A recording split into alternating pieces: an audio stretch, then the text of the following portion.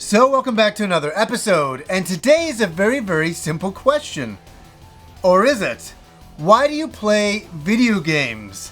It seems simple enough, but everybody has such different motivations for playing video games. Some people love getting 50 headshots in, a Call of Duty type of game. They love bragging to their friends about it. That's one of the reasons why they play video games. Some people just turn on a video game, play it for half an hour. They don't even know why.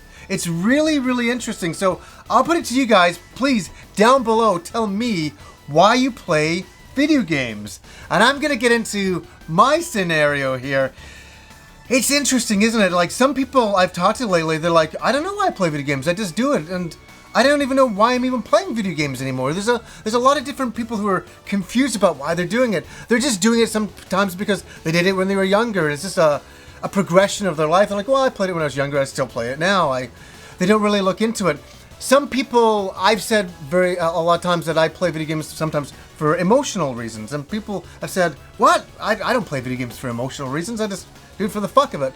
And it's really interesting, the different takes on it all. And for me, like when I look back, when I first started playing video games, I just loved the graphics of them. When I was a young kid, I marveled at it. I was like, wow, look at this. There's a Star Wars game in the 80s, based on my favorite movie. And I could somehow live that Star Wars game in the arcade and play it and feel like I was a part of the movie, a part of that experience. And then, it got into 1987, I played the NES, and it was like, wow, I'm playing arcade games at home. And then it became something else for me. When I first went into grade 8, as you know how it is, going from grade 7 to grade 8, going to high school, it's kind of scary, and there's a lot of unknowns and things like that, and it's a very hard transition, I'm trying to say. And I found back in the day that when I was playing video games, role-playing games especially, I was kind of getting lost in those worlds, and I wasn't doing drugs or drinking or smoking cigarettes. So video games were my escape.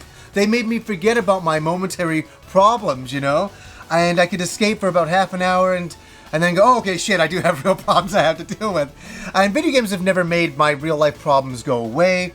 I wish they would, but they don't. They're not that great of a miracle cure. But as I've gotten older, I still feel that when I play a video game, I'll give an example. I played one day 10 to 14 hours of Metal Gear Solid 5. And there was entire moments when I was gone. I mean, I just was so involved in the gaming experience. Running around a cliff, fucking shooting guys, sneaking in. I really enjoyed the experience, and I kind of got lost in that world. And I think still my motivation now is that I still enjoy the escapism of video games. That's what they've given me. So that's kind of my thing of what video games have done for me. I like, going into video game worlds. I like exploring. I like that aspect of it. I've always enjoyed that in Zelda. I'm not a really big puzzle guy in video games. I've more enjoyed the exploration of them. That's why I enjoyed Skyrim so much. And that's why I stick to a lot to do with the RPG genre. That seems to be my real forte of gaming. But I also like the competitiveness of Street Fighter.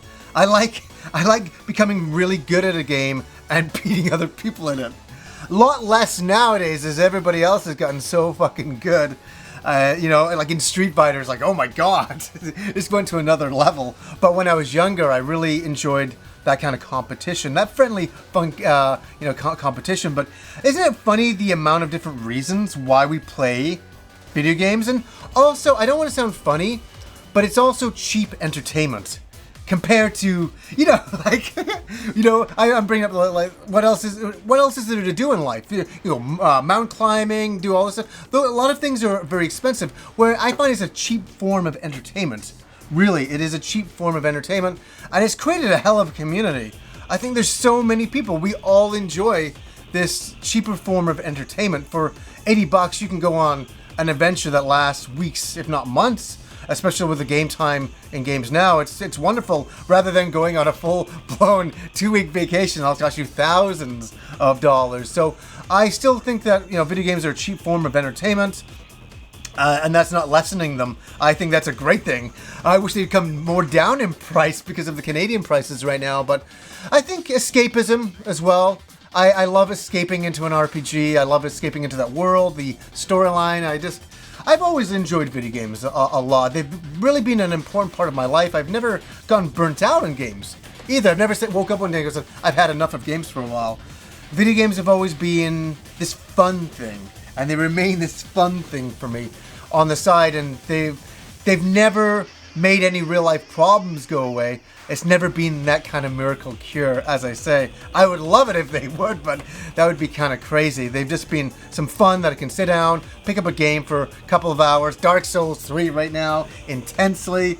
I'm screaming at some boss battles, but I keep going back to it because it's so much fun. And for me, video games have always been fun, and I guess that's really why I play them. So anyways, guys, until next time.